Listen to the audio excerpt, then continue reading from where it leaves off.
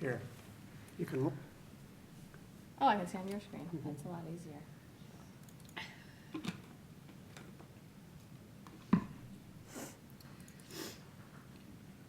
Down here. Opening. Beautiful.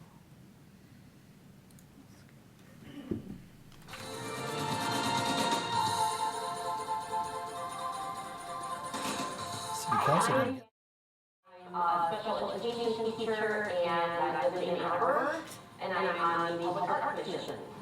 My name is Vincent. We'll call the meeting to order right now. And worked for artists living in Ann Arbor. Been here my whole life. Drawing stuff for very useful purposes, and sometimes it's just a little. I'm John Katarski, and I'm an educator. My name is Colleen Crowley. I've been a resident of Ann Arbor since 1998, and much of that time has been spent working right here at Untitled Chapter. I'm a project designer and have been for about 16 years. My name is Chip Smith. I'm a city council member here in Ann Arbor. My name is Heidi Rizal Brown, and I am a designer. I spend a lot of time working with different abilities in doing residential design and also working in facilities with memory care. And lately, something that's near and dear to my heart, a lot of outdoor places. I'm Dave Esau, an architect with the firm called Cornerstone Design, a small firm that does a mix of commercial and residential projects. Have a specialty in accessibility for people with disabilities, both commercial and residential projects. My name is Allison Buck, and I am the operations manager at the Ann Arbor Festival. And I am also co-chair of the New Leaders Arts Council. I joined the Art Commission because I wanted to be able to get more art to more people. I do have a desire to serve our community, and this is one thing that really matches my talents and my expertise. I really view myself as not somebody who has a great deal of background or expertise in art per se, but in public decision making and how we incorporate that art into our everyday lives. I think I can offer a great deal of insight. As an architect, I have a background in buildings, so trying to figure out where to put public art, I think I'll have a bit of expertise in that area. I'm very organized in terms of helping to get a board or commission working in the same direction and understanding their charter and all of that, so I think I'll be helpful in that way as well. I joined the Art Commission because I support public art in Ann Arbor. I wanted to make sure that it continues and flourishes, and thought that I could help in that aspect. Been involved on the other side of public art projects when I used to work at the Arts Alliance, and so I think I bring a unique perspective that way. And I also am connected with the overall arts community of Michigan through my New Leaders work, and so wanted to be able to bring that network to Ann Arbor as well. Obviously, since I make most of my art with tools that have Crayola stamped on the side, I'm not really a high artist. I'm literally a low artist. And I think it would be useful, always useful, for people to embrace the idea that art is many more things than we realize. It's not only things that are in frames on walls and galleries and museums, and it's actually even more, I don't want to use the word impactful. Let me go back. Yes, art in galleries is important and good to have, but the art you see walking to work one day when you didn't expect to see art is probably going to have a much bigger effect on that day of your life than the 500th painting that you saw when you went to that one museum once because you happen to be in that town and that's what people do. So I think the more of that we can get, the more of a ripple effect there will be of creative energy in this community. And I want to help with that. I'd like to call to order the May 3rd meeting of the Ann Arbor Public Art Commission. Welcome our audience here and our audience at home. Mr. Hoopy, could you please call the roll of commissioners? Yes. Commissioner Brown? Commissioner Buck? Present. Commissioner Crawley? Present. Chairman Katarski? Present. Commissioner Miller? Councilmember Smith? Commissioner Smith? Here. Commissioner Zinn? Do we have a quorum? Oh, excuse me. On your list. Commissioner Isa, Here. we have a quorum. Thank you, Mr. Hoopie. So the first item on the agenda is the approval of our agenda. So is there a motion to approve the agenda as presented? So Commissioner Esau, and the second, Commissioner Crowley. Are there any additions or deletions of the agenda as presented? I see none. So all those in favor of the agenda as presented signify by saying aye. Aye. All those opposed, nay. We now have an agenda. The first item on our agenda is a public comment, and this is a time when we really welcome the public to comment. Sometimes we have more public here than other times, but this is a time that, please tell us how you feel about public spaces and creativity in those spaces. Is there anyone that would like to speak at our public comment? If not, will be an opportunity to talk because we'll have a panel discussion later on. So we encourage you to do so. Moving on to the next item on the agenda is the approval of the minutes for the last meeting. Do we have those minutes? Second page. Okay. The special session. Yes. That's the March 28th meeting of the Public Art Commission. I would invite a motion to approve those minutes as presented. So move. Commissioner Buck moved the minutes in a second. So Commissioner Crowley seconded. I'll give you a minute to read over those.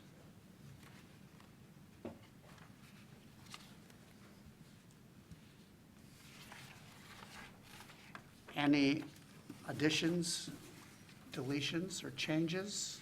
I have a comment. The discussion of the Stadium Boulevard art doesn't actually say that we made a decision on it, that I can see.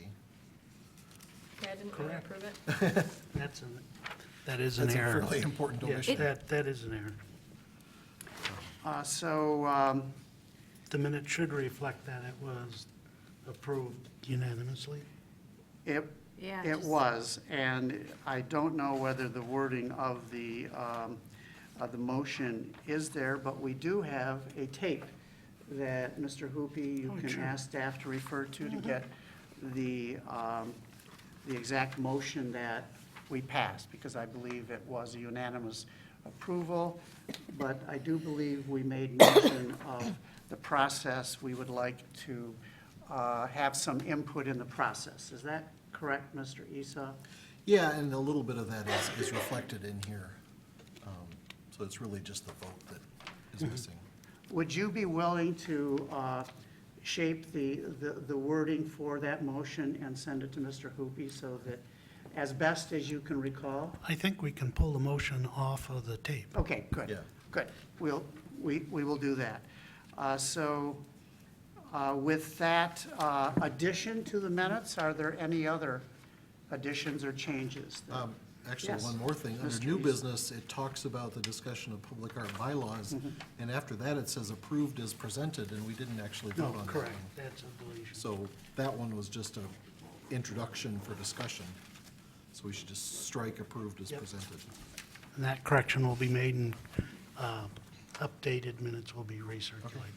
I also don't know if we want to include our presenters, I think we should, yes, so yes. we had presenters at that meeting as well, Not We at had- the special one, at the March. at last meeting. No, This but is the special March one. 28th No, yes, meeting. the Oh, word So- okay. Did not have- this was the special meeting, the March 28th meeting. It We- says March 1st on it, but that, That was the minutes that were oh, attached that with weren't, it. Yeah, at the top it says March 28th. got it. Yeah, Okay. okay, you're right. So are we clear? Yes. Everyone got it? Minor but important. Yes. So with those two changes, any others that, Commissioner Smith, you are looking? I Wasn't at the meeting, so I'm going to abstain from voting, so that's why I just was looking at it. Okay. If there are no other changes to the minutes, all those in favor of the minutes as amended, signify by saying aye. I'm sorry. All those opposed, nay. I'm so sorry. I just realized that Yes. my name is not listed on the attendees, and I was absent as well. I was Okay, under this. let us, Were you, C. Crowley. under present, No, under absent. I was under absent, okay. So those three were you changes to the minutes? officially on the commission then? Yes. Yes. No problem. Yes. You have it, Mr. Hoopie? Yes, sir. Excellent. So all those in favor of the minutes as amended signify by saying aye. Aye. All those opposed, nay. We have minutes. On to the next item of business is old business. We have no old business to take care of. That will come under some other headings. But under new business, we have two items. CIP projects that we are recommending be enhanced, and an evaluation criteria that the CIP committee is also recommending be implemented as kind of our official criteria methodology. So I would like to take them individually, and Commissioner Esau is the chair of that CIP committee. Could you pick either one and start and go from there, please? Okay. Yeah, and this can basically serve as the report from the CIP committee as well, since this is about 99% of what the CIP committee is supposed to do, is work on this enhancement criteria and recommendations.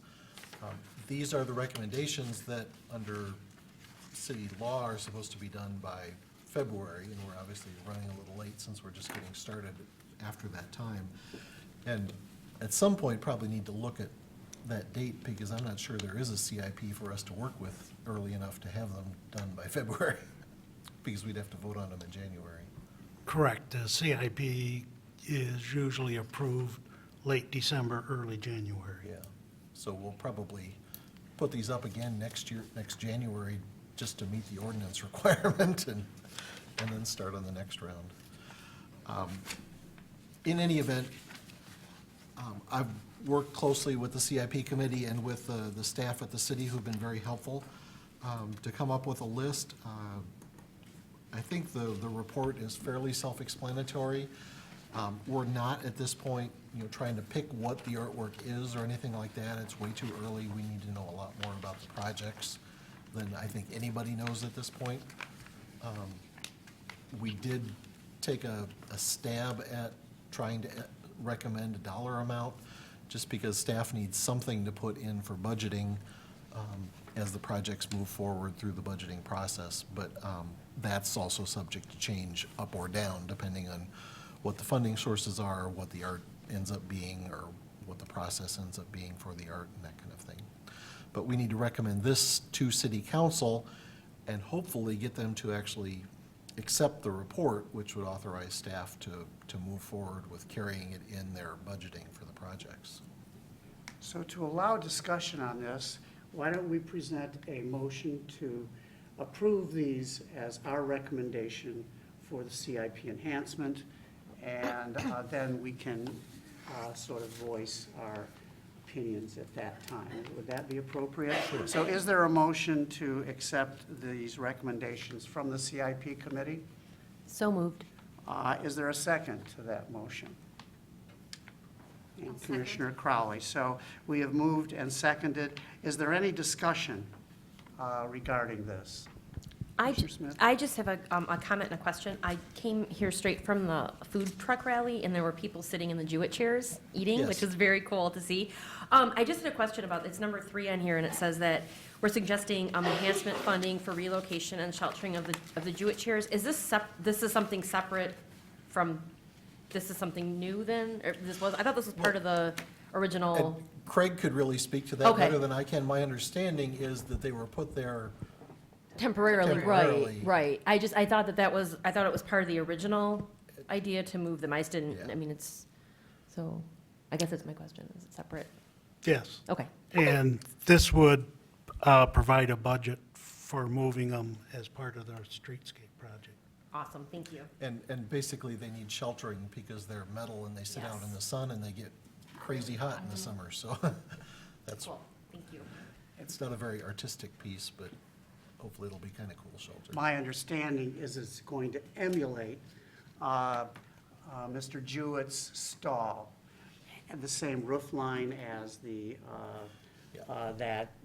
so it I don't know will, if it that's will be kind finalized of a yet. very creative way of dealing with that. Is that correct, Mr. Hoopy? That is the present working concept. How it comes out of the design remains yet to be seen. Understood. Once those wacky Commissioner- artists and architects get involved. Commissioner Buck, did you have something? Yeah, I wondered how this was presented to city council, if it is just simply handed to them and they read this, if we do a presentation like with a slideshow. Is there any salesmanship of this, I guess is my real question. Let me lay a foundation for not only us, but new folks to this, that we are charged by ordinance to review municipal construction and identify that construction that has potential for public art. And the public art is as broad as it possibly could be. We want Ann Arbor to build its cultural infrastructure as it builds its physical infrastructure. So this is a new thing for us.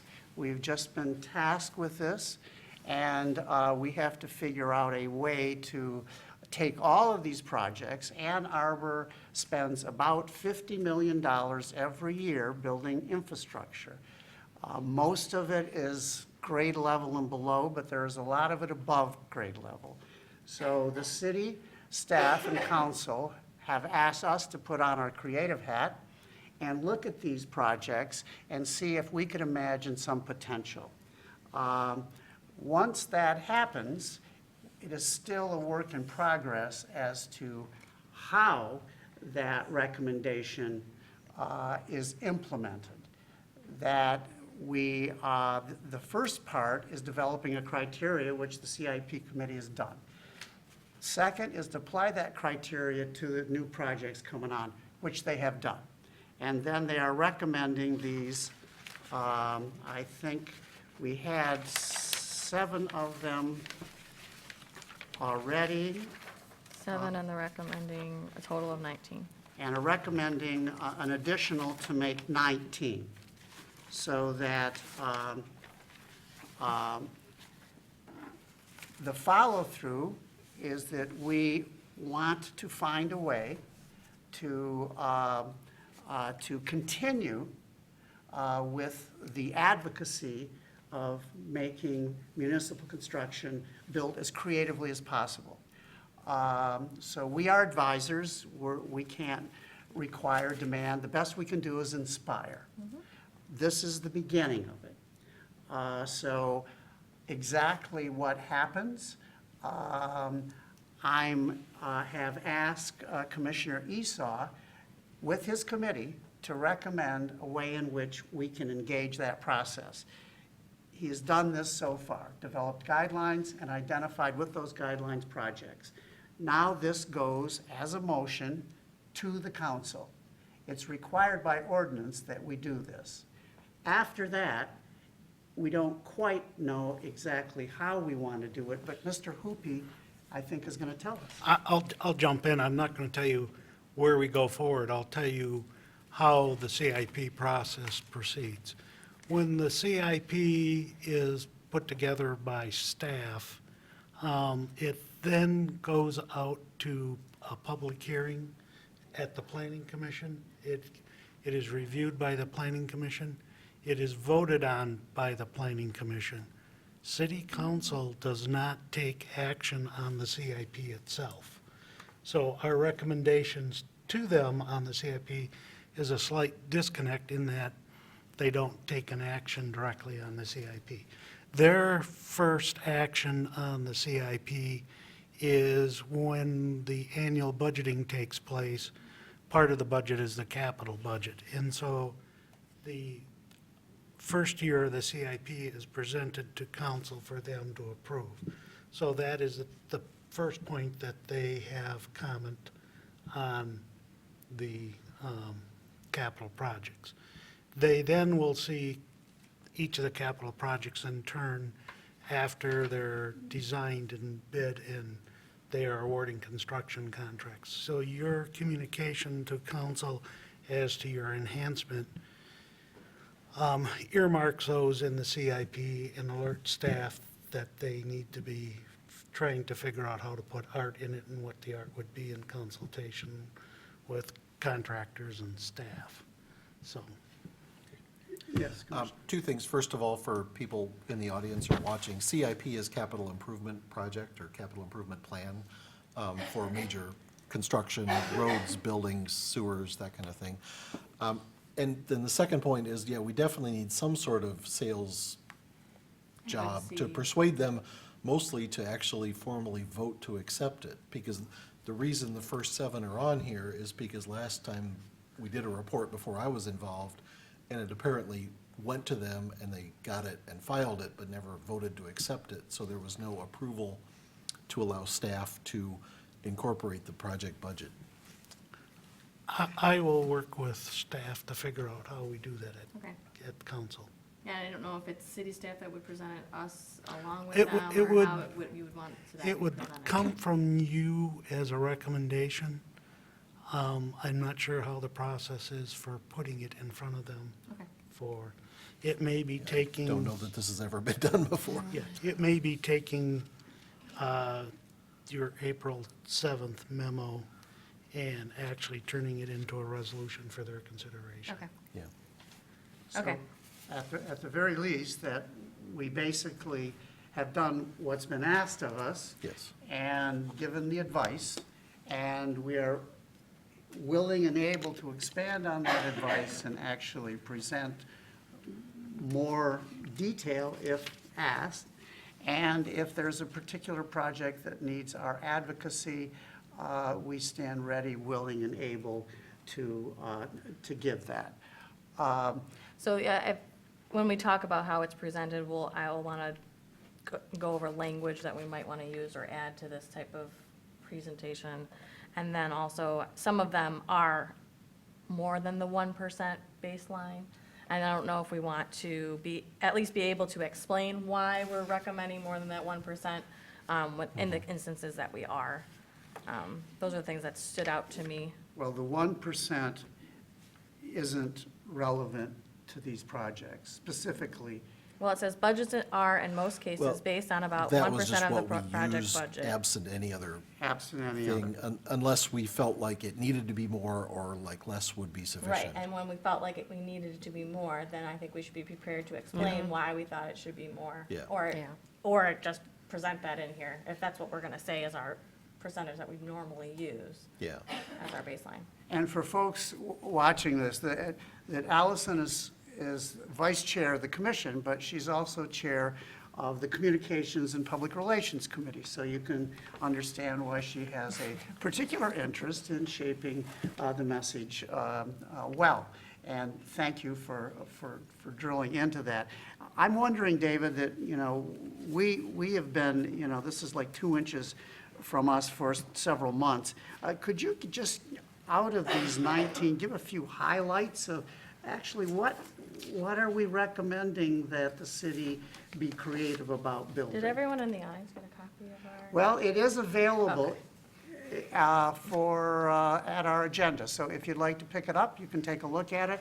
But for those folks at home, David, I know I'm putting you on the spot, and I'm sorry to do that, but can maybe just pick out a few that will tease individuals' interest, and maybe they'll go on Legistar and check it all out. Well, let's see. Well, just looking at the new projects, well, let's start off with, up in the projects that we talked about before, the new drop-off station, which, we're not quite sure when that's going to happen, and it may be a city-county thing or a city-township thing. So there's a lot of ifs about this and all of them, but for instance, this is for dropping off materials for recycling or that kind of thing, and, doing some kind of artwork with recycled materials of some sort. That could be, what draws you into the facility. Maybe on the gate or by the gate or just inside or wherever. Something having to do with the job of that facility might be kind of interesting. Can I jump in? On number 11, the playgrounds and neighborhood parks.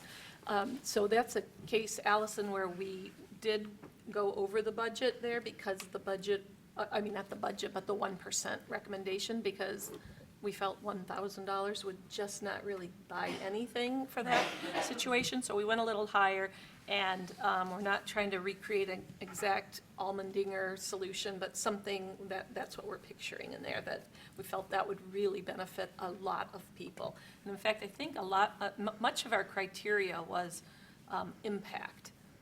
How many people see that location, how many will cross it and come in contact with it. That had a lot to do with how we got something on the list. I'm trying to weigh, or trying to balance impact in terms of number of people that will see it, which would obviously focus especially on downtown, and getting it out to people where they are around town so that we hit people who don't hang around downtown Right. all the time. And I noticed that it appears as though the city's planning on building a new fire station. And so you're weighing in ahead of time and basically saying, well, if you're going to build that, think about designing it creatively to put some art in it. And I see a couple that are streetscapes so that, we can maybe even enhance those streetscapes, or at least our commission will weigh in favor of going a little bit extra for those streetscapes. I like this. Any others that anyone wants to sort of weigh in on in particular? A couple of the biggest and most, potentially most impactful would be some of the transportation ones, if they happen. New Amtrak station, the Wally stations, those are obviously a long ways off and very speculative, but they're big projects, and if they happen, we could get some pretty cool artwork that a lot of people would see potentially. Water treatment plant is an interesting thing. It's not something that really anybody goes. I think they maybe have one day a year that it's open to the public. Yeah, you can get private tours, but Yeah. it's, But for the most part, Yeah. it's a security concern, but it's also, at least where it is now, it's out in a neighborhood with a big fence around it, so for the people that live near it, it would have a lot of impact on their lives if that fence was maybe a little more interesting, had some art on it or behind it or something like that, that you could see through that before you saw all the treatment facilities. And it sounds like you're really asking the city to, challenging the city to use art to communicate more than just an aesthetic sense of beauty, that the drop-off station. Let's use art to educate, not just something pretty. Yeah. And same thing with the water treatment plant. So it could have a more impactful message using creative design. Yes, certainly. Very good. And I hope that as these develop, we might have a more expanded and extended discussion, about these. So we can, and we invite anyone that has any ideas about this, please let us know. Come on down every other month on Wednesday. First Wednesday every other month, we're here, and we'd love to have you. Are there any other discussions on the motion to approve the recommendations from the CIP committee? Not on the recommendations. I want to talk about There's the gonna be- evaluation. Evaluation will be next. So all those in favor of accepting the recommendation from the CIP committee signify by saying aye. Aye. All those opposed, so that motion is approved. The next item is the criteria that was used. To me, this is big. We've been asked to do this for a long time, and I applaud your efforts. So would you like to explain this? Sure, and this is, it was not quite as clean of a process as John made it out to be in terms of coming up with a criteria and then using it to pick the projects. This was my first time through, Colleen's first time through, Connie had done it some before. But it was a process of learning about the projects and then finding a criteria that fit them as much as the other way around, at least in this case. And tried very hard to, it's largely a way of excluding things that don't matter or that don't fit the plan. The CIP is dozens of pages with hundreds of projects on it, and trying to figure out which ones are worth focusing on, because we're not gonna get 1% for art for all of them, for every sidewalk repair and every section of water main. So trying to figure out how to wheedle that down to just a few that we can recommend to council is the biggest part of the task. So that's how this is set up, in terms of taking those 20 or so pages and cutting out chunks of them based on certain criteria. And the other thing was trying to be fairly practical in the criteria. I think there had been some criteria tried to put forward in the past that was much more focused on what the potential art could be. Some of the things that get into the last possible criteria listed in this document, but those were right up front as how you pick them. And we're really just not there yet in terms of what we have information on with the CIP. So, and a large part of what this document is supposed to do, according to our charter from City Council, is to give staff some direction that they can start looking at projects in terms of whether it's appropriate. And it's a little unclear because we're supposed to recommend projects for enhancement, but we're also supposed to have a criteria for staff.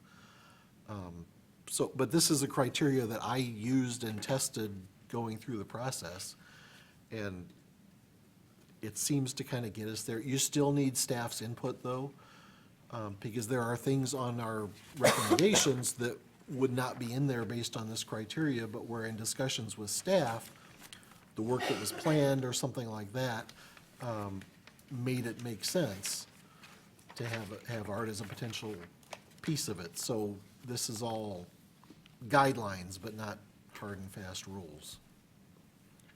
Allison, did you have a question? Yeah, is this where I would ask questions about the actual? Yeah. island? Okay, so. Do we need a motion on the Oh, yeah, floor well, yeah. first? let's just, could we have a motion to accept these guidelines as presented by the CIP committee? So moved. Is there a second? I'll second. And Commissioner Esau seconded. So we now have it on the floor, and it's open for discussion. Commissioner Buck. So on the second pass section, it says that the following will generally not be considered for enhancement. Projects which are primarily studies, assessments, master plans, or similar documents. And I would wonder if we want to include master plans in there, only because I wouldn't want to exclude them unless they're not allowed.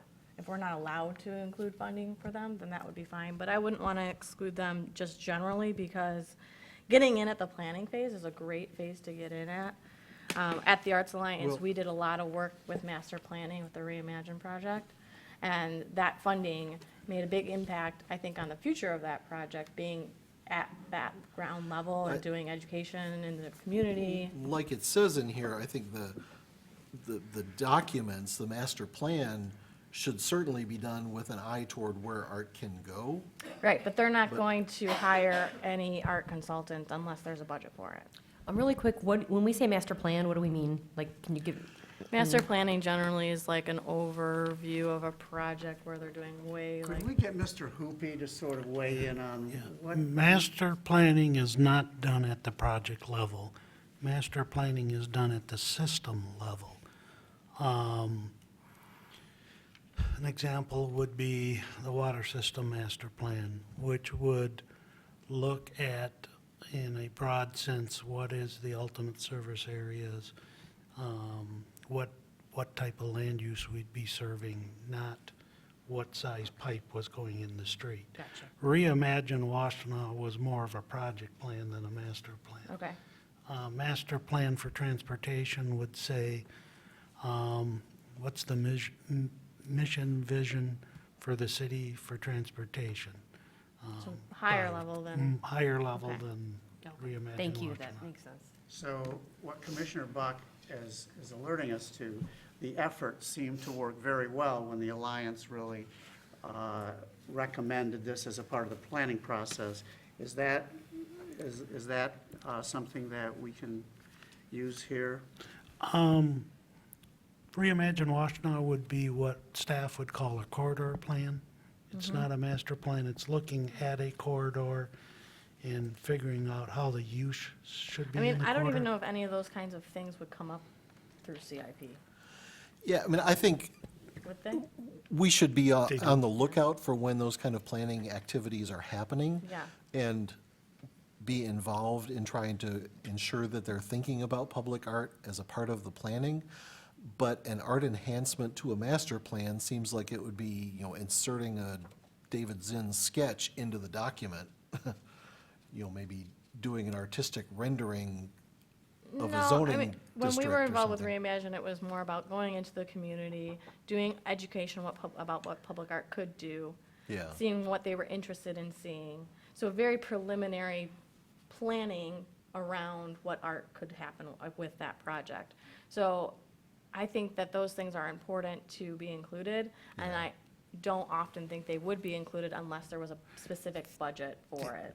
That would be appropriate discussion in the corridor plan. Probably one that's already done and ready to be published would be like the South State Street corridor plan.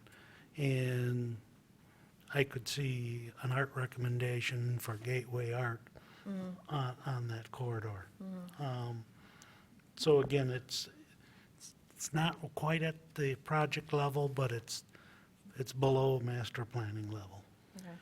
Did you have a thought of how we could amend the language to? Well, master plan obviously isn't what I exactly thought it was. So leaving that in is fine. I just don't want us to miss planning stuff. Planning as a part. Yeah. Planning as an opportunity to talk about art and Yeah. plan for and research how it could be involved. Okay. Well, I think a couple of things. One, it says generally will not be considered. I know, but And I think you have alerted Mr. Hoopy to the fact that this commission agrees with you, that we would like creative planning to be a part of the process. So why don't we adopt this, keep our eye out for this planning, and if it doesn't happen, we can reinsert ourselves. yeah, I mean, I think just being involved as early as possible, until public art and design is inherent in the language of projects, I think that's a good place to start. I So- think that's smart.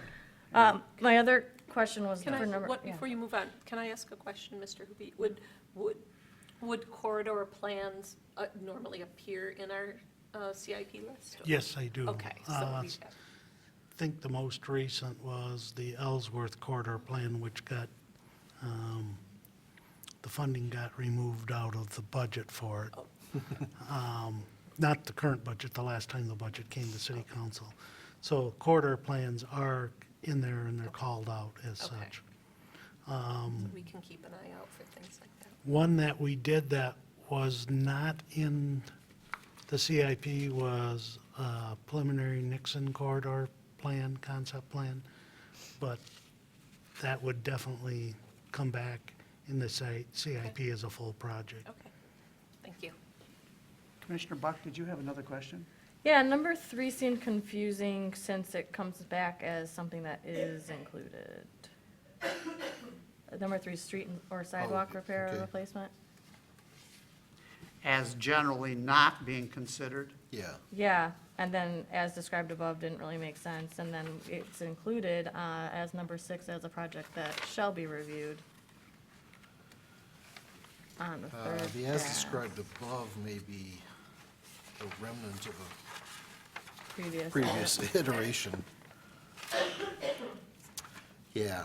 I think the difference is, the first one is referring to the sidewalk itself, and in the third pass, they are talking about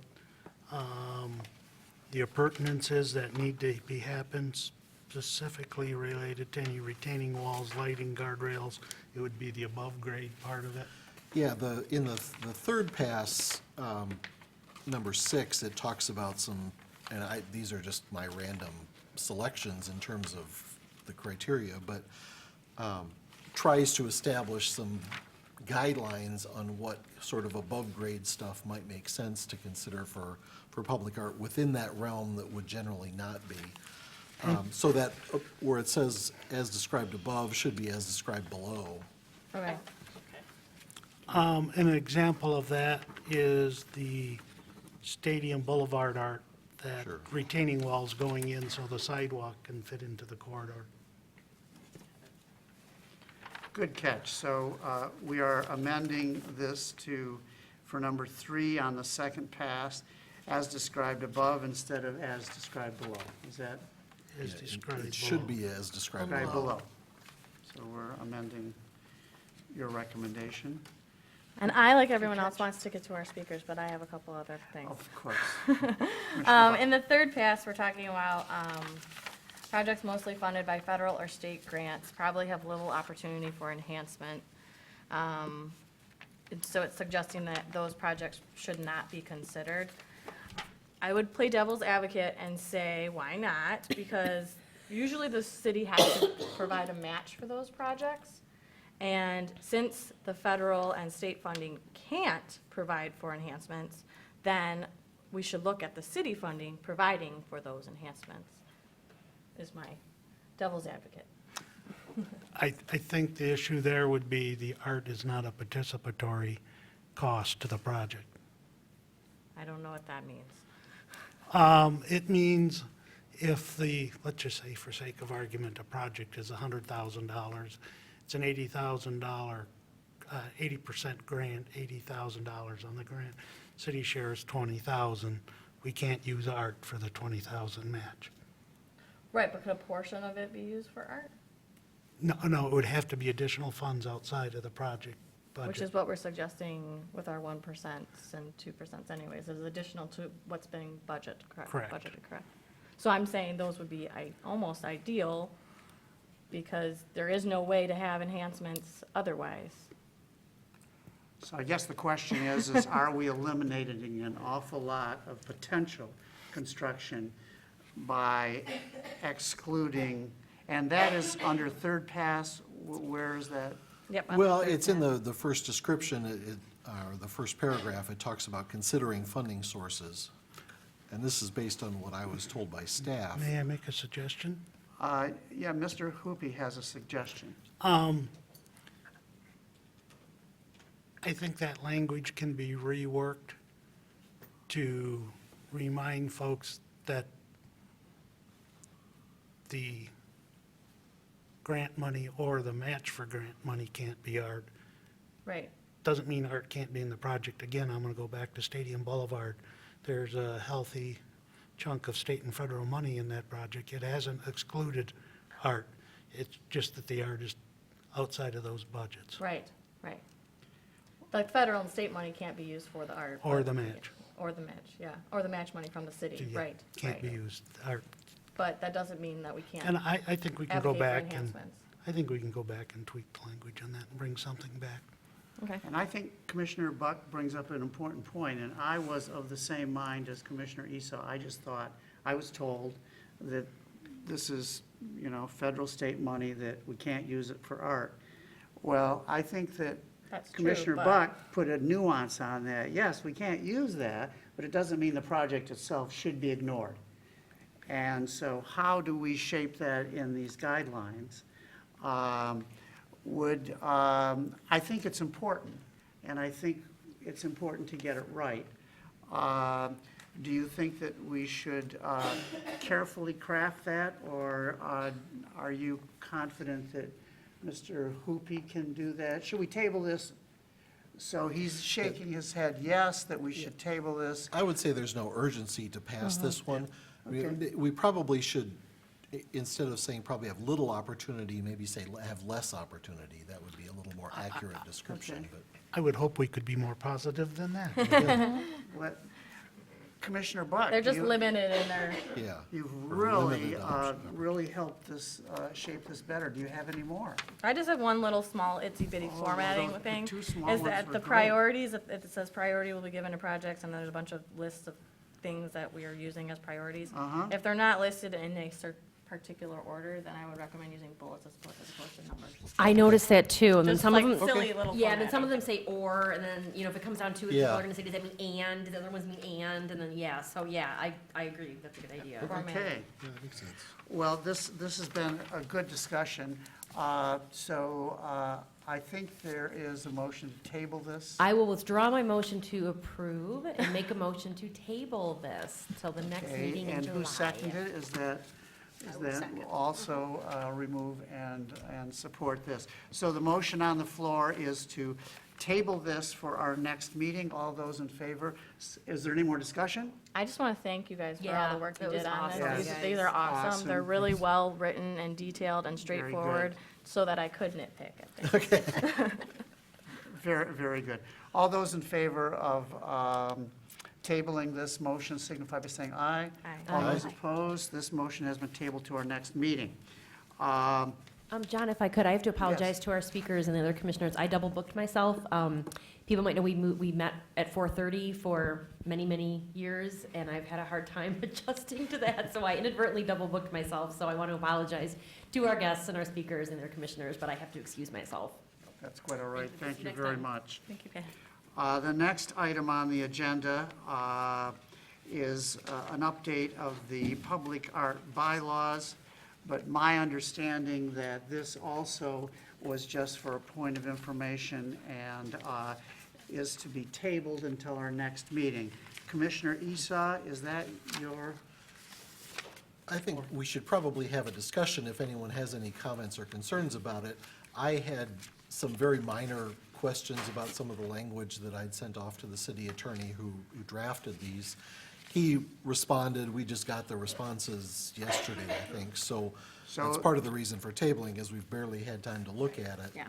So to have that discussion, is there a motion on the floor to table this? I'll move it. Commissioner Esau, is there a second? I second. Commissioner Buck, is there discussion on the motion to table this? Does anyone have comments I that we haven't should be looked aware at of? it. Okay. All right.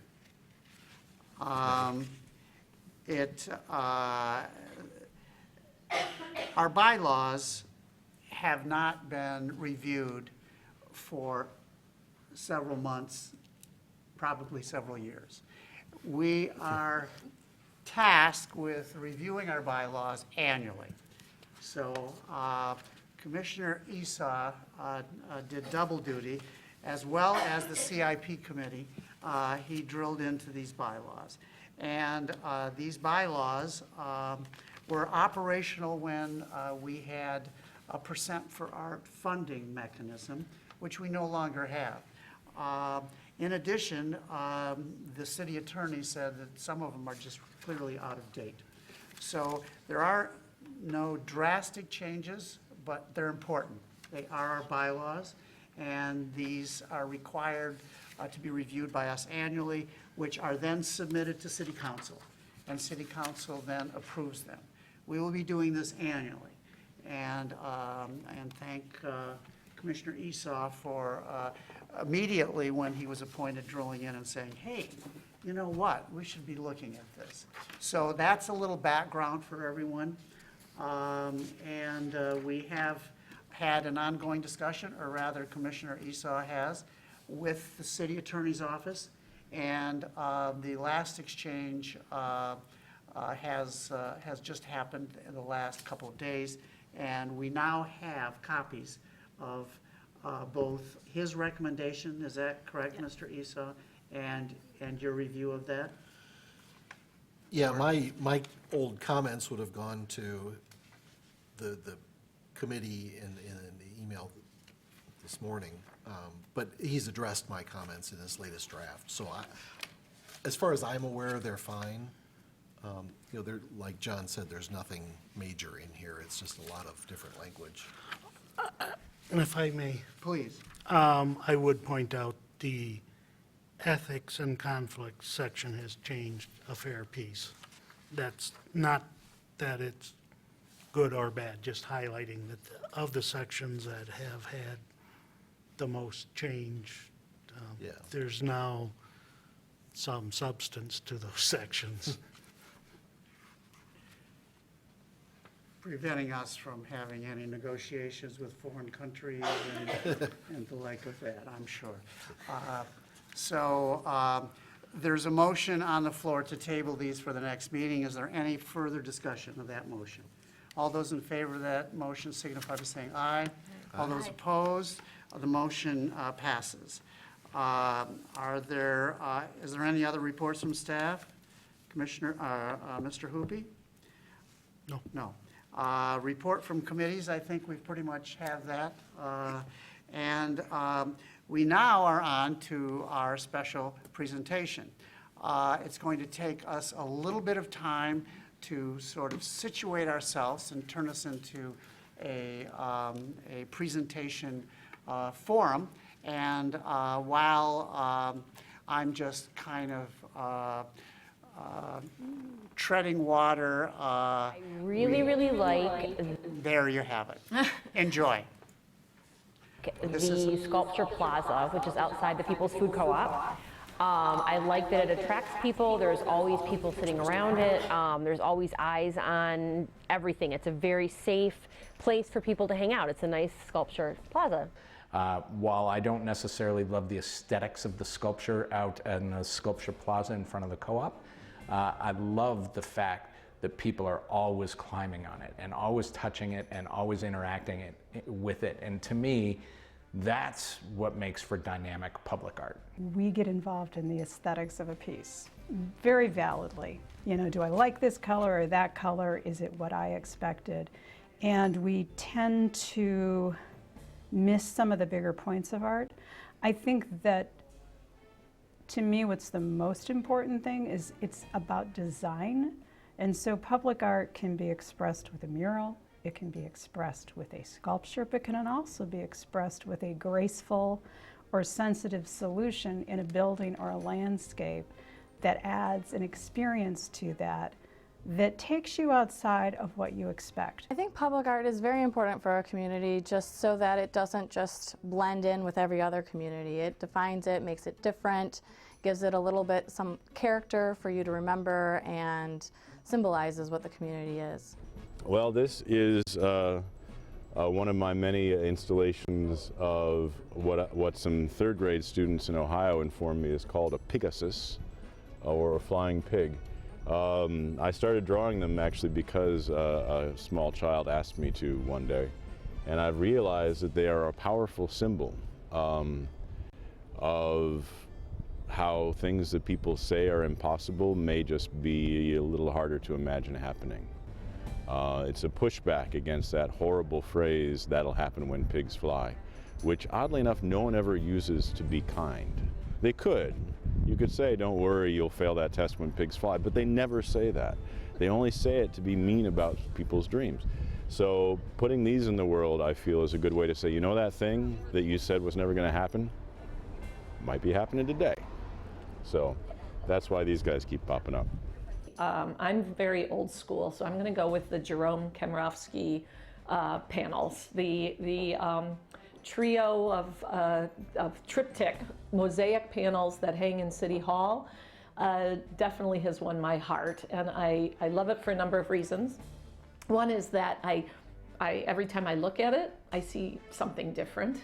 One minute I'm looking at a aerial view of like a city plan with roads and rivers. Other times there's winged creatures. And so each time I find something new to delight myself in, and I always go out of my way to see those pieces. My favorite piece of public art in Ann Arbor is hands down Festivals. It's temporary, it engages the community in a very unique way, it teaches. It's a little edgy, it's kind of political, and it's fun. I mean, all of these creatures sort of inhabit Main Street just for a brief period of time. And the power of it is when it's gone, because all you have left is the memory of it. I like that about public art. Very simple. Maya Lynn's Wayfield out at North University. The background that I come from, and one of the things that tends to be my appreciation, are things that really you can get involved in and you can touch and climb on. And I think that one's marvelous and does all those things for me. Favorite piece with public art in Ann Arbor is the Fairy Door project. It's a very whimsical project that a lot of people really enjoy in Ann Arbor. Basically, it's a bunch of little fairy doors that pop up around town at businesses and outside of businesses. And even individuals in the city have created their own fairy doors and added them to their houses and things. And so it's a really fun project that was started by one artist, but kind of everyone embraced and made their own version of. And people interact with them and leave little trinkets for the fairies. And, you know, it's not a very mind-expanding project by any means, but I really enjoy it and like it. A couple that I particularly like, I mean, I'm fond of the sculpture park in front of the People's Food Co-op. Really like that piece there. I like the piece in front of City Hall. There's a bit of obviously controversial history there, but I think it's a really beautiful sculpture, and the ideas around it are pretty interesting, and so I rather like that one. Public art in a city, in a community, is like the expression on the face of that community. That a wall that is just a wall is indistinguishable from any other wall anywhere. You could take a picture of it and show it to someone who's lived here their whole life and say, where is this wall? I don't know. It could be in Spain, it could be around the corner, I don't know.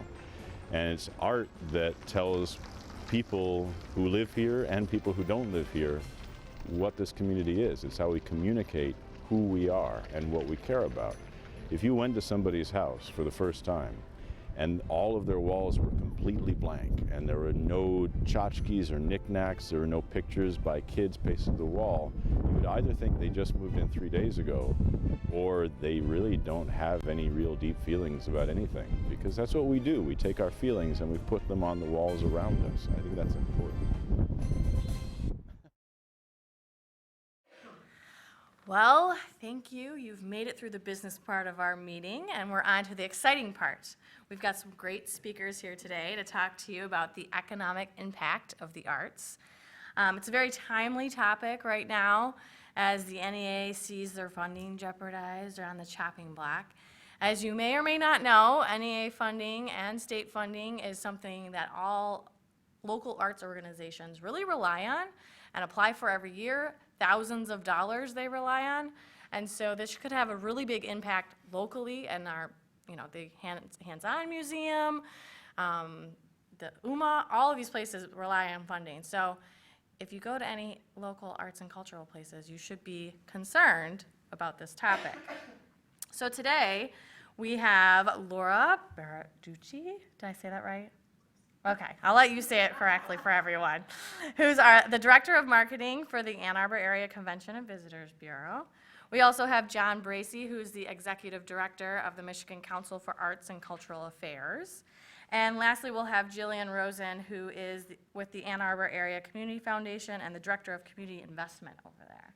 So each of them is going to present a couple minutes, just give you a little of their background and information about why the arts impact our economy. And then they'll sit as a panel and you get an opportunity to ask them questions. So be thinking about what you want to ask them as they get done, okay? So we're going to start with Laura, who, as I said, is with the Ann Arbor Convention and Visitors Bureau. She's an Ann Arbor native who blends her passion for her hometown with her marketing and research acumen. From strategy and analytics to design and composition, Laura is in constant pursuit of a good story, which she credits to her studies at Indiana University in journalism and creative writing. Prior to joining the Bureau, Laura worked at the high-paced tech startup ePrize, developing online marketing campaigns for brands such as Johnson's Baby, Band-Aid, and Zyrtec. As a child of the 80s, her heroes include Jim Henson, who inspired a generation to pursue their dreams and nurture their imaginations. So Laura, let me bring up your presentation for you.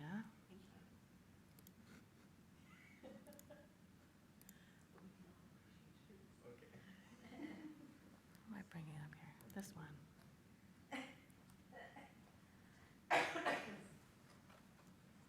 So this, you can do the space bar or the mouse. Thank you. This look familiar? It does. Okay, good. Leave it to you. Thank you very much. Thank you for inviting me to speak with everyone today. It's my pleasure, and as Allison mentioned, my name is Laura Baer, Director of Marketing for the Ann Arbor Area Convention and Visitors Bureau. One of the great pleasures of my position is being able to work with the arts community to uncover stories and then share them with our audience. For those who are unfamiliar with the mission of the Convention and Visitors Bureau, it is our goal to create economic growth through the promotion of the destination, Washtenaw County, to overnight and day visitors. So the first thing I want to start with is, before diving into some of the hard numbers, is setting the table and explaining a little bit more about how the economic impact of tourism is going to be measured a little bit differently than perhaps some of the other reports and data that you'll see today. So for the sake of oversimplification, let's assume that this graphic represents everyone who is currently hanging out on Main Street, grabbing a bite to eat, doing a little bit of shopping, and generally having a great time. Each of these individuals, to the restaurants, the shops, or the attractions, they're essentially valued the same. Their money is all the same color, right?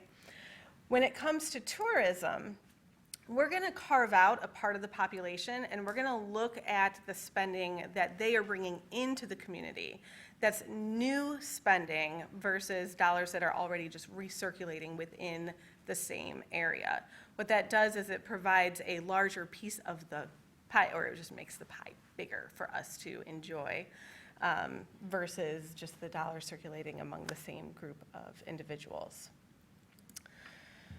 So as I mentioned, we represent all of Washtenaw County, and on an annual basis, we welcome about 5.8 million visitors, who then have visitor spending that equates to $568 million, which translates into an economic impact of $824 million.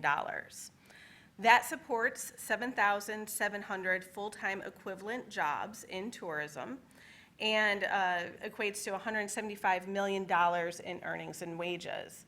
Now, the 7,700 full-time equivalent jobs that I mentioned, that is above and beyond what it would take to just service the local residents. So Washtenaw County residents enjoying the activities, dining, shopping, et cetera. All right, so now we've set the table.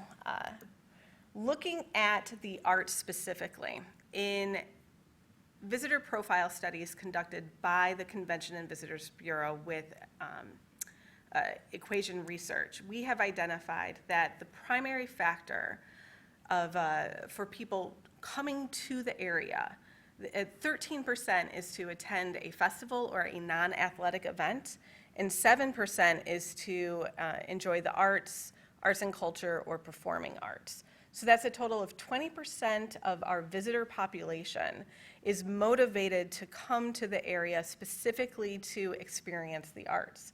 That's 1.2 million people every year. So it has an impact. And of course, I can't talk about the economic impact or the visitor impact without talking about the Ann Arbor Art Fair. In 2015, we partnered with them to conduct a study of attendees, and we learned that nearly $84 million is spent at the artist booths every year. $84 million goes into the hands of artists. 64% of attendees to the art fair come from outside Washtenaw County. And then another fun fact is that part of the visitor profile study that we conducted, we asked, what do you know most? What's the most familiar thing about Ann Arbor? And of course, the number one thing is University of Michigan. The second is the Ann Arbor Art Fair. So what that tells us is that events such as the Ann Arbor Art Fair contribute to the broader area. The visitors know us as a destination for art enthusiasts.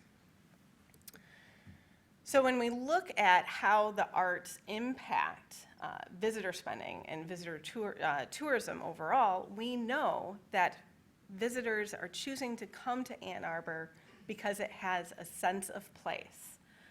People come to experience the art. When they are here, it enhances their visit, and overall, it has an economic impact. Thank you.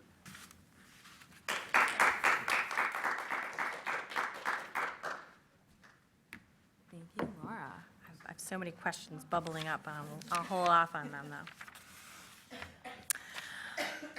Our second speaker is John Bracey, who became the Executive Director of the Michigan Council for Arts and Cultural Affairs in June of 2006, after having served as the Director of Programs since 1998. He was elected to the Board of Directors, the founding board of the Cultural Data Project, which was being spun off from the Pew Charitable Trusts as a private 501c3, and elected by the board to serve as the new organization's compliance officer. John recently ended his second 3-year term as a member of the Board of Directors for the National Assembly of State Arts Agencies. During his term, he was elected by the National Board to serve as the Treasurer, Secretary, and Second Vice President of the Board. He has also recently ended his 3rd-year term to the Board of Directors for Arts Midwest. He has served on a programmatic task force for the President's Committee on the Arts and Humanities, and as a grant reviewer for the states of Pennsylvania, Indiana, Florida, Kentucky, and Arkansas, as well as the Kresge Foundation.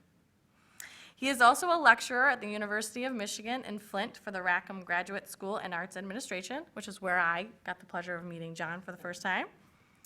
Prior to his tenure at MCACA, Bracey headed up the communications and education programs for the State of Michigan Liquor Control Commission.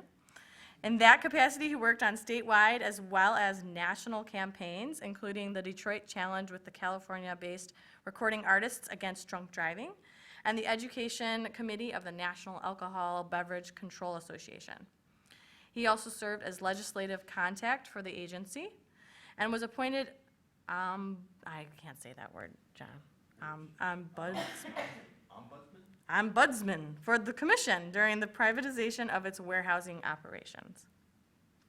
Before his state service, however, Mr. Bracey spent 9 years as a journalist, and before that 9 years working for General Motors, Chevrolet Truck Assembly, and various assembly line positions. John enjoys writing and occasionally publicly reading poetry, making pottery, the Detroit Tigers, and nearly all music. He's married to Diane and has 2 children, Denise and Dan, a daughter-in-law, Amy, and 1 incredible grandchild, Haley. Please welcome John. You probably want your presentation up too. My time's up, right? Yep, you're done, right? I mean, that was all your time. Is that why you sent me such a long time? Yeah. So I would take up all your time. It's just always there. Yeah. You know, I'm a government guy, and so I barely say hello. It takes like 15 minutes to say hi. So I'm just warning you. Okay. I think it's always good to know who you're speaking with. So I recently turned 60, and I've been tracking this for some time. So this is my the cynicism chart by comments. I'll try to keep that down to a dull roar, but as you see, I'm not quite full on at 100%. At 100%, you become get off my lawn. However, I'm generally right. This looks like a pie chart, and I know how people like graphics. This is actually a tattoo I require my staff to get. It basically is John was right again, and I hope that they always remember it. Seriously, the MCACA is one of 56 state arts agencies. We're the state's primary grantor for arts and cultural organizations from Calumet to Kalamazoo and all points in between. 56 there of us across the nation, which includes the 6 protectorates. So Washington, D.C., Puerto Rico, U.S. Virgin Islands, Guam, American Samoa, and the Northern Marianas all have a counterpart of mine.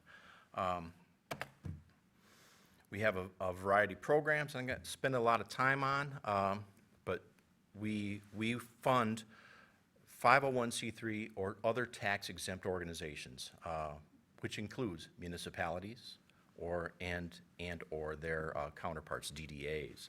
Public arts commissions are all eligible for funding through our programs. But I know you want some data. There's no way you're ever going to read this. This is all of our data from last year. Basically, what this says is I have a team, and no offense to anyone else from state government, the best team in state government, and we work very, very hard. Those programs that were in the previous slide show that we listen to the arts organizations across the state, find out exactly what their needs are, and then try to support those needs. We're not looking for the next great artist. We're not looking for the next Picasso. We're not looking for the next George Crumb, in case some of you are into really avant-garde music.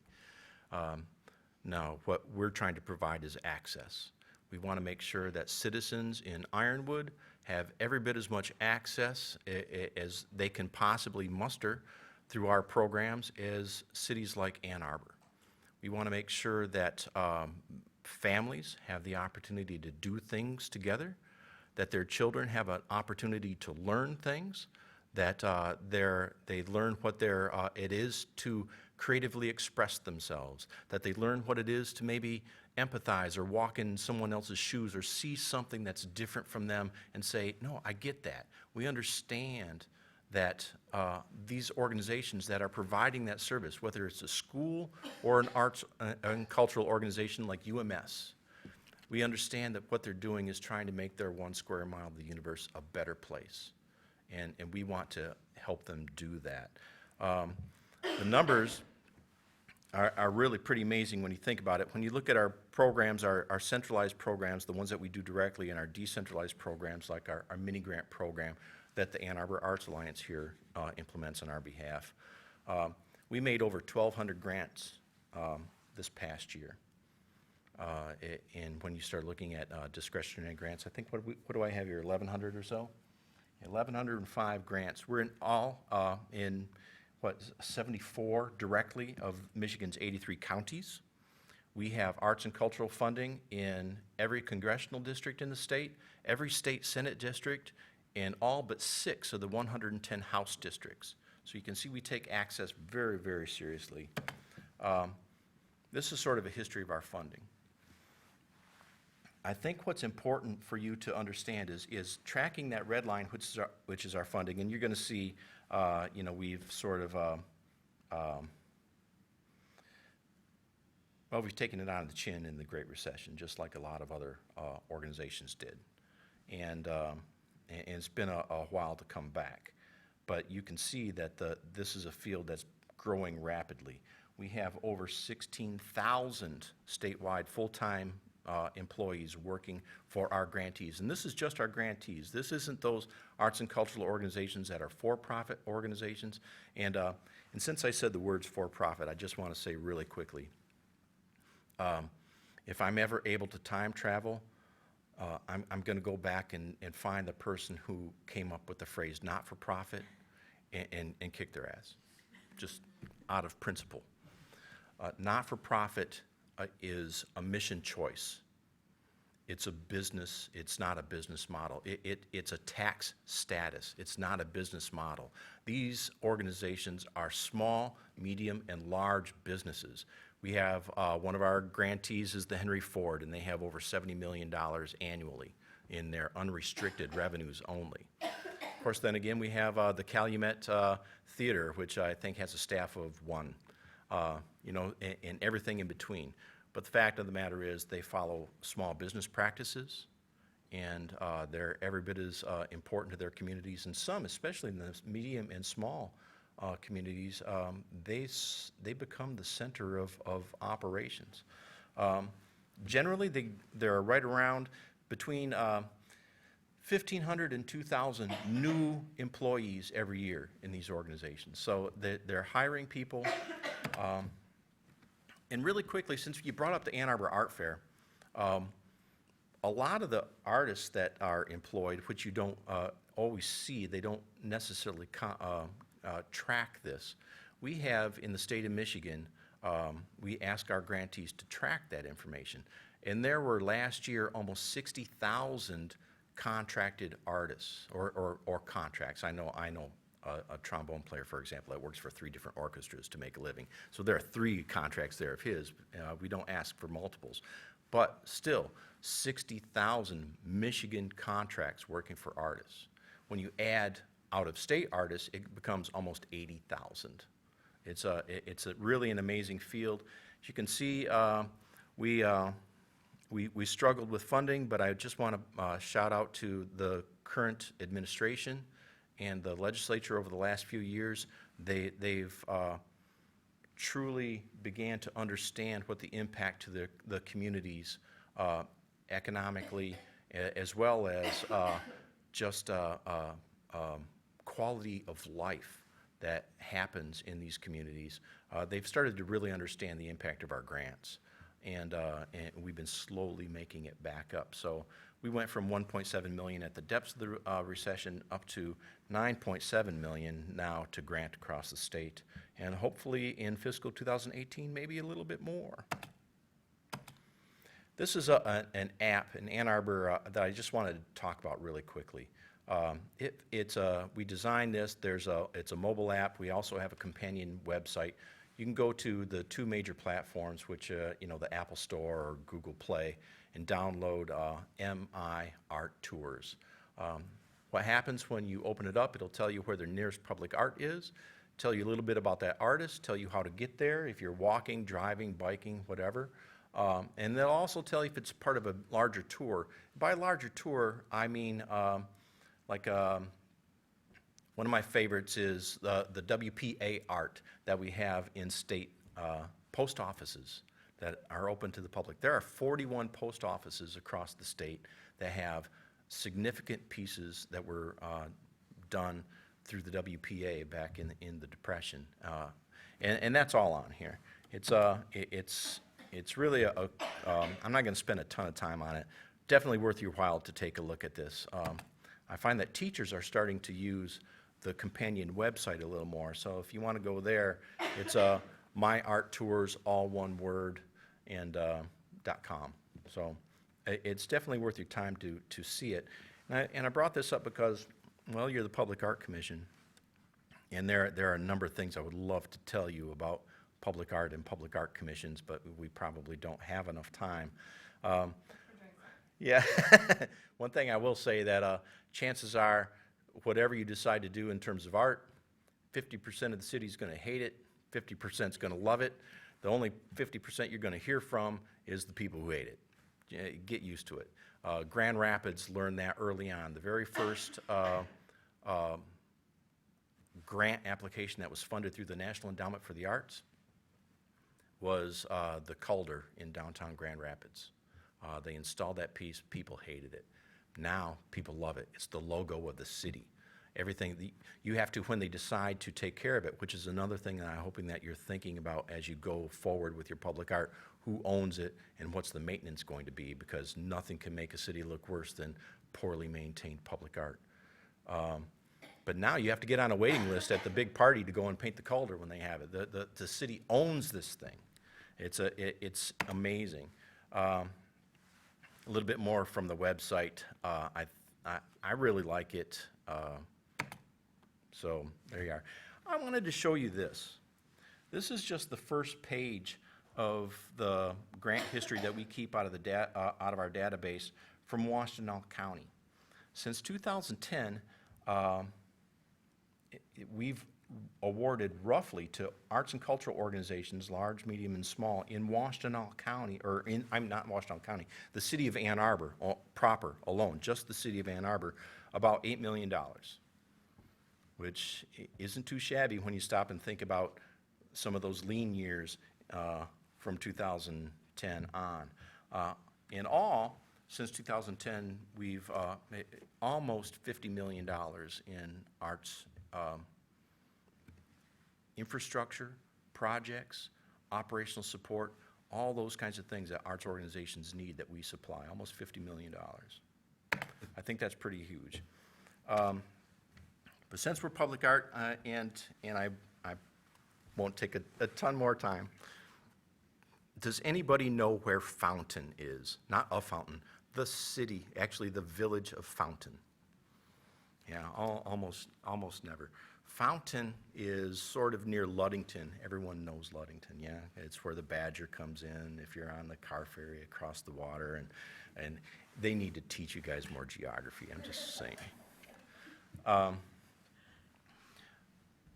Fountain is a community of 193 people. And near Ludington, they've become part of a public art sculpture trail, starting at the bay where the car ferry comes in from Wisconsin. There's a lovely sculpture park, and we try not to talk about taste at all. I mean, there's a great Latin phrase that I make the staff keep on their computers. De gustibus non est disputatum, I think is how you say that. I probably butchered it. But basically it means you can't argue about taste.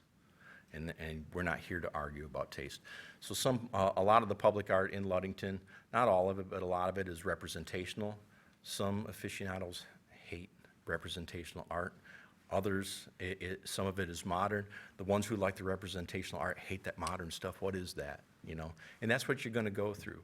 In Fountain, they wanted to be part of this. 193 people in their village wanted to be part of this tour that starts in Ludington and is starting to branch out to the small farming communities. So they wrote a grant. They actually wrote a grant to us. They did really well. It was a grant they were awarded, I want to say off the top of my head, usually pretty good at numbers, around $22,000 for this sculpture. They hired an artist that comes from New Era now. Actually, he's originally from Colombia. Does some really nice work. Fountain still has a working sawmill. In their heyday, they were a lumbering town. They want to, it's a town that wants to embrace that heritage. They want people to remember who they were, where their grandparents came from, what this place was to them. And they thought that they could do that through public art. So they commissioned this artist to do these 2 draft horses pulling a log out of the woods. They created a small, they got the DNR to give them the space down in there, they're calling it Heritage Park, down on their river. I was there, I usually try to get there to figure it out. When I came to speak to them at their ribbon cutting, because I love to go to places like Fountain and see how much people love arts and culture, because it's half of what it is to be a human being. They start to really understand this and embrace it. And regardless of where they are or who you are or where you're from, this is the kind of thing that they want to show. I got there about an hour and a half early. They were already gathering. They closed their streets in Fountain, both of them. And they had a parking problem in Fountain. I don't know that they ever have a parking problem in Fountain. I would guess there were 300 people by the time everyone got there to see these sculptures in a town of 193 people that did everything they possibly could to raise money to have a sculpture in their downtown. I think Ann Arbor has competition. This is a community that understands what it's like to create a sense of heritage, a sense of place, and embrace it through the arts, and then find the money to do it. So, I applaud your work. I'm always available. Call me anytime. I love to do these kinds of things, and I look forward to your questions.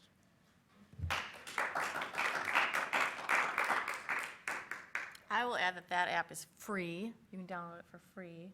And there are lots of Ann Arbor pieces in it. I personally helped curate some of them. So you can go on there and see the Power Art Project, the Canoe Imagine Project, and a whole bunch of others. So go on and download it tonight. All right, so next we have Jillian Rosen, who joined the Ann Arbor Area Community Foundation in 2012. As the Director of Community Investment, Jillian manages and oversees all activities related to the Community Foundation's investments in our local community. It's grant programs, community initiatives and partnerships, scholarships, and the Youth Council program. In overseeing the Community Foundation's general and targeted grant-making programs, Jillian works with local nonprofits and the various advisory committees that evaluate grant applications. With an MBA and Master's in Professional Leadership from Brandeis University and a BA in Anthropology from the University of Maryland, Jillian has a great understanding of strategy, people, and what makes communities thrive. Prior to the Community Foundation, Jillian worked in the nonprofit sector where she had the opportunity to work on issues that she is passionate about: social justice, poverty alleviation, and youth engagement and philanthropy. Jillian currently serves on United Way of Washtenaw County's Community Impact Committee, as well as co-chair for the Council of Michigan Foundation's Arts Affinity Group. Please welcome Jillian. I apologize for my hoarse voice and cough. I have 2 small children who continually get me sick. So we're fingers crossed. We are in the summer. Great. Well, thank you so much for inviting me here and having me join this esteemed panel. The Ann Arbor Area Community Foundation is our community's permanent endowment for Washtenaw County. We serve all of Washtenaw County, but are headquartered here in Ann Arbor, right down on the corner of Miller and Maine. So I'm going to talk a little bit about our Cultural Economic Development Initiative and what we've been doing there since 2013. Ooh, sorry about that, everyone. So we set about thinking about how we could spur our local economy through the arts and culture sector. We know that it was generating lots of activity. It's a tourist attraction. People live, they move here, they stay here because of the vibrancy of our community. And we thought to ourselves, okay, how can we help that grow, particularly as we were coming out of the lean years of the recession and thinking about what's the next phase for our community. And so we partnered with the Arts Alliance and the Americans for the Arts to conduct an economic impact study so we could understand what our current, what the current state was and how we could improve that. What we started thinking was, what if we thought about the local nonprofit arts and culture sector as an industry? So as our communities are making choices about how we fund things, how we invest, how we emphasize or de-emphasize, what if we thought about the arts and culture sector, particularly the nonprofit arts and culture sector, as an industry? And so that was the mindset we went into this work. What we found through that arts and culture economic impact study was that our local nonprofit arts and culture sector generates $100 million of annual economic activity. And similar to Laura, I'll go into what our methodology is on how we get to 100 million, but it's pretty simple. On one side, we are looking at what are nonprofit arts and culture agencies spending, right? What are their expenses? What money are they putting into the community as they operate their small business? And then the other factor in the equation is looking at what are the audiences doing, right? What are they spending? How are they interacting in community? How are all of those interactions having an economic value? And so together, the economic impact studies that actually about $50 million is generated directly from arts organizations themselves, and $50 million is generated through the spending of the audiences. So sorry. Okay, it probably is. I have a 2-year-old. That stuff is really contagious. So, the arts organizations in Washtenaw County are contributing just over 2,500 full-time jobs annually, ripple into about $66 million in income paid to households through the various sectors that are supported and interconnected to the arts and culture sector, and then about $12 million back to state and local government, right? So the arts industry is helping to fund our public institutions as well, right? So that there's a reciprocal relationship there. Then we look at the people. So what are the people doing? So there's 1.7 million arts and culture attendees every single year in Washtenaw County, 1.7 million. And on average, they're spending about $27 every time they go to an event. And this is on top of what they've paid if there was a ticket. So if they go to UMS, that ticket price is not included in the $27.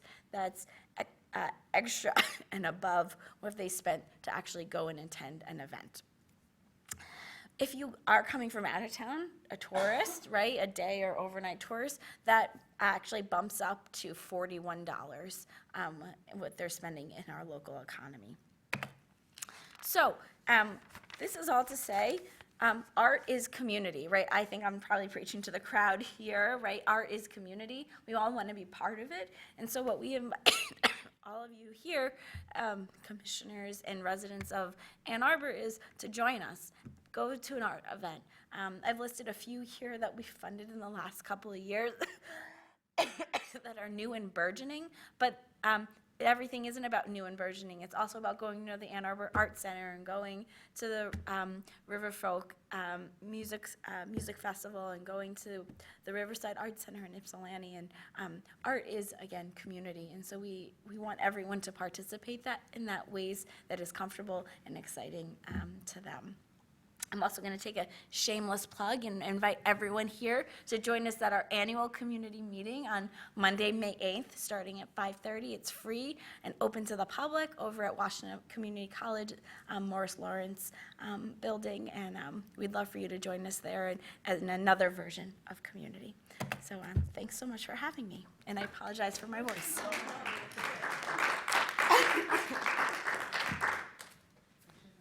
Thank you so much. So that was a whole lot of information, and I'm sure you're all burning with questions, and this is when you get to ask them. So are there any questions from the audience? Yes, great. We've got a mic we can use. Laura, in promotional campaigns that are that you're doing for Ann Arbor, are there dollars that are specifically spent promoting just the arts or some specific feature of the arts? And could you give some examples of what that would be? She needs a microphone. Yes. Thank you. That is an excellent question. We have a report detailing exactly how much monetary and in-kind support we dedicate to arts and culture in Washtenaw County, and I do not recall the total off the top of my head, but we can definitely get that to you. I can provide some examples. It's similar to Jillian's presentation. We were a partner with the new Ipsy Glow event, which was a huge success. Very similar if you're familiar with Full Moon as part of kind of what I like to kind of call as like the kickoff to festival season, early on in April. So similar to that, it was an evening event around Halloween. People dressed up. There were amazing costumes, beautiful illuminated, nightscapes, streetscapes. It was stunning and a lot of fun. So that is, one such event that we help support. PopX is another one that we're really excited about. Obviously, larger campaigns or events such as the Art Fair and Ann Arbor Summer Festival, which are coming up. But to speak to a little bit more specifically to the campaigns, one of the largest campaign partner that we have when it comes to promoting tourism and incentivizing visitors to come to Washtenaw County is our partnership with Pure Michigan. So Ann Arbor has been a national partner with the Pure Michigan campaign, and Ypsilanti is a regional partner. They have radio ads currently airing in like the Indianapolis, Fort Wayne, Southern Ontario area. And our television campaign is actually in market right now. We have it'll conclude this Saturday, I believe. So we just wrapped up our 4 weeks in market. So that's a big push for us to reach a national market. The majority of visitors come from a more 4-hour, 5-hour regional drive. I think it's something like 90% of our visitors drive to Ann Arbor. So really looking at that drive market when we're targeting our marketing campaigns. We always, we actually have, sorry, I can go on forever. We recently rolled out some marketing strategy with our newsletters. Our newsletter database is, our email database is over 600,000 individuals, international. We have a great following in Canada, but mostly, US based. And we started targeting our newsletters based on the responses to a persona quiz that we put out. So people answer, some fun and casually phrased questions, and then we kind of assign them into 4 different categories, and we deliver content to them highlighting the category that they relate to the most. So we had foodie, explorer, historian, and creative. So every month, this is a monthly newsletter, we write 4 articles of original content. Some are articles, some are more blogs with a more casual tone. And we deliver them via this newsletter. So really, almost everything that we touch will have some sort of art and cultural component to it.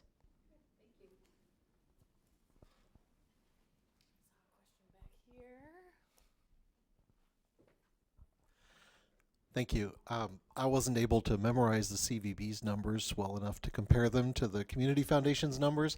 I just wondered, I'm assuming you've seen each other's numbers, how they compare, and if there were any differences in what you found for similar groups of audience members. Who wants to go first? Well, I think it's a very excellent question, because this happens a lot, and that was one of the reasons why I kind of wanted to set the table when talking about economic impact, is because if you don't use the exact same methodology, if you're not looking at the exact same numbers, then there will be disparity. However, I believe that you can see a lot of similarities across the board, and perhaps the biggest difference is that when we are measuring the economic impact of visitor spending, it includes things like University of Michigan football weekends. Yeah, I would actually say they're complementary. And when we've looked at the data, we don't go like, oh boy, like, ooh. They're complementary. The frameworks are different, and the methodologies are a little bit different. And certainly the Community Foundation's economic impact study of the nonprofit arts and culture is a smaller slice, looking at that as an industry versus the full breadth that the CVB's framework takes into account. But I think they're complementary.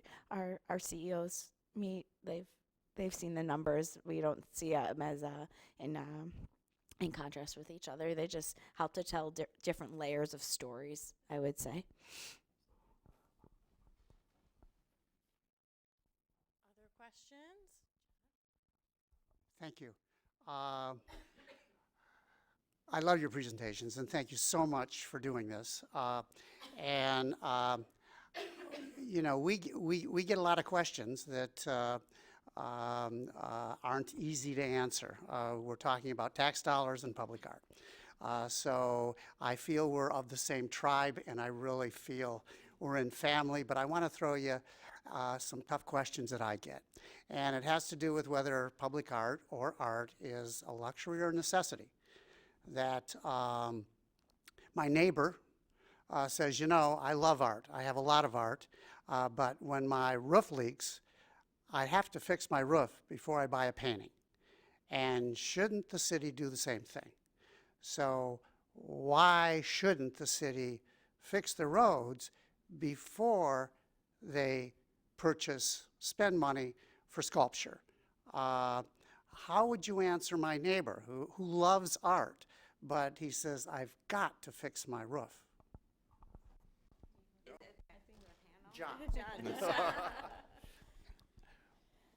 Well, I suppose my first question is, why did you let your roof get so bad? You know, maybe a good maintenance plan might have helped them out there and been a little cheaper. You know, it's a false equivalency. They're mutually exclusive, or they're not mutually exclusive to do both of those things. There are different pots of money in government. Some are mandated money, some come from federal money, some are federal mandated monies, others are general fund. And when you really start looking at it and start deciding, well, let me put it to you this way. The amount of general fund to the Michigan Council for Arts and Cultural Affairs at $9.7 million, the $700,000 comes from the National Endowment for the Arts that we apply for. So $9 million is less than $1 per capita annually to the entire state's population. You start really doing that math and you realize, and looking at the state budget, we're like 1/1000% of the state budget. We have nothing to do with those mandated and federal dollars, like the monies that come to repair the roads that get shared with the municipalities. Has nothing to do with the pot of money where the arts funding comes from. There's just a myriad of things like that. Is it a luxury? I certainly hope it's luxurious. Is it a necessity? I don't want to live in a city without art. It sounds like it's a necessity to me. Yeah, I think it's both of those things. You know, you also have to decide when you're looking at tax dollars, and I can point to all kinds of communities. I mean, you just look at the three counties in southeast Michigan that decided to pass a millage for the DIA in the middle of a horrible recession. Look at the millage that they passed for the zoo, also one of our clients. You know, the public values these things. They value these things. And, you know, remembering who you work for as a government, it's probably wise to understand that, you know, these are things that are valued and things that they want. And then you start thinking about the return on investment, which is crazy when you look at the return on investment with our $9.7 million. These are such whopper numbers, I almost never talk about them anymore, just because people go, wow. You know, in tourism dollars across the state of Michigan, our arts and cultural organizations represent 19% of all the tourism dollars. That's more than all of the sports, and that's pro, college, amateur sports, golf and hunting, fishing, and boating combined. You know, it's crazy when you start looking at it that way. Our grants were matched with almost $400 million in matching funds, so our dollars are leveraged all over the place. Almost 30 million people attended arts and cultural organizations events statewide. That's huge. You start realizing, now wait a minute, you take this away and you really are taking something away that the public thinks is a necessity. And then when you look at that return on investment, like I was mentioning, and you have to ask yourself if you, and this is maybe my cheap shot at those false equivalencies, but the Department of Corrections spends my entire annual budget in something like 12 hours. So don't talk to me about budgets. So as a not tax funded entity on this panel, what I would offer as a potential response to those tough questions that you're getting is our perspective is art is community just as much as roads and infrastructure and school and public health, right? And perhaps a way to consider is if budgets are tight, and they are, and people have to make tough decisions, where can you look to partnership with others to live your values and bring creative solutions, whether it is for art or is it for your public health department or is it for your roads? I would offer perhaps a way to enhance that conversation and say, well, who's either likely or unlikely partners that could help us execute on this and find a solution. So philanthropy might be one, but might be a partner, but certainly others as well.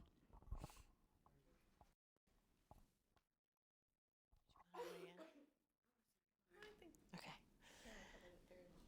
Any other questions from the audience? Yes. John's looking at you.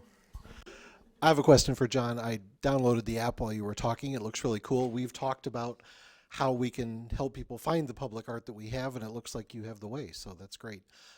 How is that curated in terms of finding what's out there and describing it? And the reason I'm asking is partly because it popped up in our Public Art Commission, which I'm sure is no coincidence with you appearing here. But it looks like it credits us with a lot more than we've done locally, which is generous, but maybe not accurate. We probably got the information from the Ann Arbor Public Art Commission. We do, we don't have the kind of staff capacity that we used to. And in fact, at the bottom of the recession, it was me. And we're back up to, counting me, 6 people. But that means we all sort of take turns at the art app. We don't let people upload things to it themselves. And I think we're going to blame Miley Cyrus for that with that whole wrecking ball thing. Because there's a piece of public art that's very similar. And in the pictures that we got from that, we decided, probably didn't belong on a government website.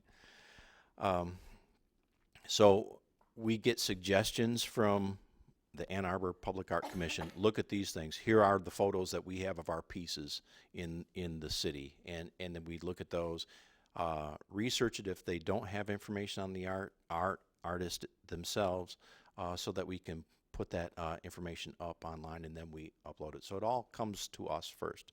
So if you have something that isn't on the app that you want to have on the app, get a hold of me and we'll figure out a way to get it up there.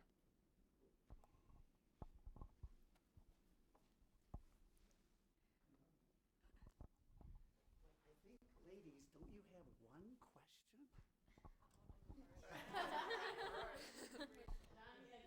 Okay, so my question is directed toward all of you, but I'm going to use the statistics from Laura, right? You said that 20% of visitor population comes to enjoy art, which is like 1.2 million, right? They come specifically, like that's the motivating factor. Okay, so my question is, how would you like motivate that even more? Like, how would you like get that number to increase so like more people come to Ann Arbor for like, for the art and for like, to see it compared to other cities? Like other cities can come and do that same thing. Like, what is so different about Ann Arbor? Oh, that is a great question. What is so different about Ann Arbor? So Ann Arbor was actually just recognized as the #1 destination to travel to in 2017. So Ann Arbor has a reputation, and it is the CVB's mission to help share that story, to just attract more people. It's essentially marketing, telling the story through both emotional and logical, storytelling, and captivating that audience and positioning the experiences in Ann Arbor as unique and different. So I'm not sure. I mean, did I answer the question? I mean, it's a little bit of like, kind of smoke and mirrors, right? Marketing. So a lot of it, we're seeing, obviously, I think as all groups are, an increase in, instead of, us, the brand, telling people what they need to experience, it's that peer-to-peer feedback, so social media. So encouraging people who have been to the area, have experienced our arts, to share their experience with their friends and family and social networks. And that is going to actually help more than, you know, me telling somebody how much they need to come see Ann Arbor, although I am very persuasive. Well, that's a really complex question because there are things that make Ann Arbor different, and your question sort of implies that you're trying to encourage individuals that aren't from Ann Arbor to come and enjoy the art. And I would think that you might want to consider the people who live here already and have more of them enjoy the art. There are organizations here that are very, very community-based that you want to think about, that are here for certainly anybody who wants to visit them. But when you think about it, the Ann Arbor Hands-On Museum, that's something that's here for Ann Arbor. It exists because they want to serve Ann Arbor. So I think that you can increase your audience in that way as well. And then, of course, you have, you know, across the street, you have the university. And that makes Ann Arbor very unique. And some of the organizations that have been built up around there, I mean, I've mentioned UMS a couple of times, and you know, Ken Fisher, who's leaving, is a dear friend. And there are things that are happening in Ann Arbor from UMS that I've only ever been able to see in New York, Los Angeles, or, you know, London or Paris. That's where you see those things, and they come here to Ann Arbor. You've had the Royal Shakespeare Company do 2 residencies here. This past year, you've had the Berlin Philharmonic, probably the world's best orchestra, come and do 2 concerts. That's unheard of. They came and did 2 concerts. There are things that are unique that Ann Arbor specializes in, and getting those words out, not just to, because let me put it to you this way. I came to a couple of years ago, Einstein on the Beach, Philip Glass piece that they did here in Ann Arbor. So I came down to this. It's really long. It's a marathon kind of a piece. While I was there, I saw my counterpart from Pennsylvania was there. I saw the director of the Regional Arts Organizations, which is a national organization in Washington, D.C. She was there. You know, I don't think that you have a hard time convincing folks who don't live here to come here, but I think you have a more difficult time growing that home audience, because this is they should be proud of the things that are going on in this community, and they should be supporting it. And I think that's a really good place to grow that audience.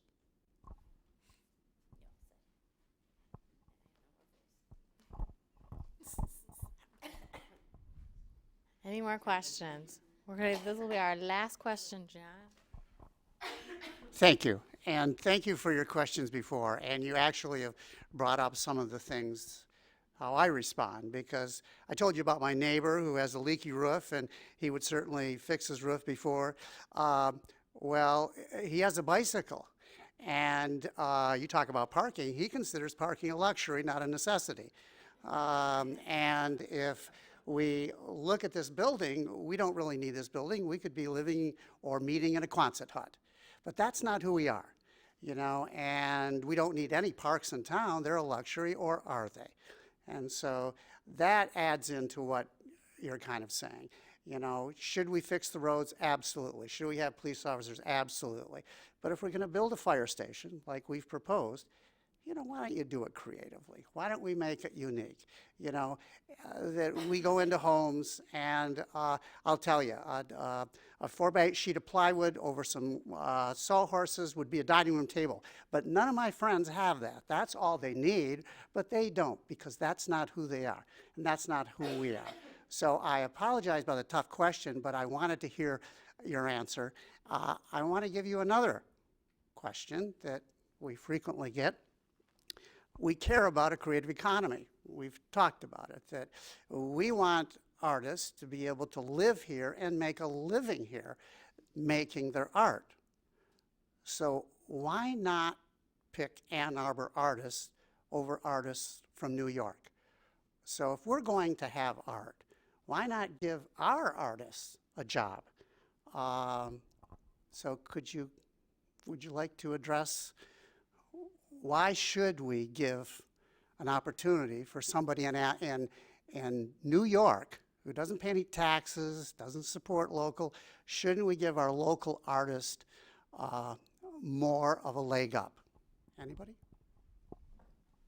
John again. Thanks. You're welcome. I feel like you're walking into the mire. I've absolutely seen that done both ways in communities, and I don't think either way is wrong. I think when you set your criteria up for however you're going to adjudicate the pieces, some communities that I know that look at public art adjudication do it blindly. They don't know where they're looking only at the piece. They don't know who the artist is yet or where it comes from. Others want to know, we want to support Michigan artists or we want to support Ann Arbor artists first. And that's absolutely appropriate if that's what you choose. There's not a right or wrong in that. I would say it will, I think a lot of it will depend upon the project, and then a lot of it will depend upon, how you define what the local artist is. There's a couple of artists that lived here for years, went to school here, and have since opened up a couple of studios in different places around the country. I'm not sure that they're here very often anymore, but my guess is that they, if they decided, if you had an RFP for public art in Ann Arbor, my guess is, I'm not sure how to say his name, Roger Hemlicker, something like that. I'm blanking on it right now. I know they did one of my favorite public art pieces in East St. Louis Courthouse called Jurisprudence. It was 12 individual life-size busts of people that they designed hanging from the ceiling at the courthouse to look like it was two other busts. So representing the jury and justice in public art inside a courthouse was an amazing piece. And they're from Ann Arbor. Do they count if you're going to focus just on Ann Arbor? So I think a lot of it will depend. A lot of your hard work will be deciding who do you want to benefit, but a lot of it's going to be about the project. If you don't have an Ann Arbor area artist and you wanted to focus on Ann Arbor or Michigan, who has the sort of thoughts that you want to convey about a firehouse, but there's someone in Punta Gorda, Florida that, I've done like 12 firehouses, you may want to think about expanding that. It's really going to be project specific, I think. And I don't think you're going to want to, with your guidelines, write yourself into a corner. So I would encourage to be as open as possible, but you know your counsel. I absolutely agree with everything that John just said. I'm going to use a couple of examples that are both incredibly timely and very familiar. I've mentioned the Ann Arbor Art Fair multiple times tonight. And with over 1,000 artists that come to the art fair, a number of them are from outside of the area. And ensuring that we continue to attract those artists to our art fair, we will continue to maintain that reputation of being one of the world's best art fairs and continuing to attract people to the area to experience it. And then, as we talked about, people who travel from outside the area, if they're staying overnight, they're going to end up increasing their, the amount of visitor spending that they're contributing to the economy. And so it all kind of has an exponential effect. Same thing kind of correlates with the Ann Arbor Summer Festival by, bringing these nationally renowned artists, same as UMS, by bringing these nationally renowned artists globally renowned artists that you cannot experience anywhere else within, a certain drive radius. That is going to, again, just elevate the reputation of Ann Arbor as a viable arts destination.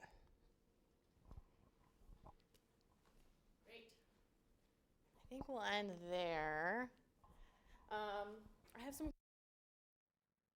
So, our next meeting. At that meeting, we are going to have speakers who will speak about public art and design projects that are similar to projects listed in our current CIP enhancements. So if you know of anyone who is involved in a project at another city that is like a manhole cover or a firehouse enhancement or things like that, who would be willing to come talk at our wonderful meeting, let me know, as we're looking for speakers. So hopefully you'll all join us then to hear those speakers, and I thank you for coming tonight. We are adjourned.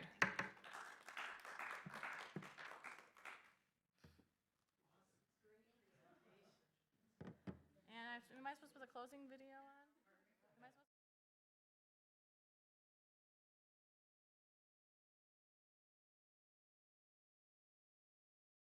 supposed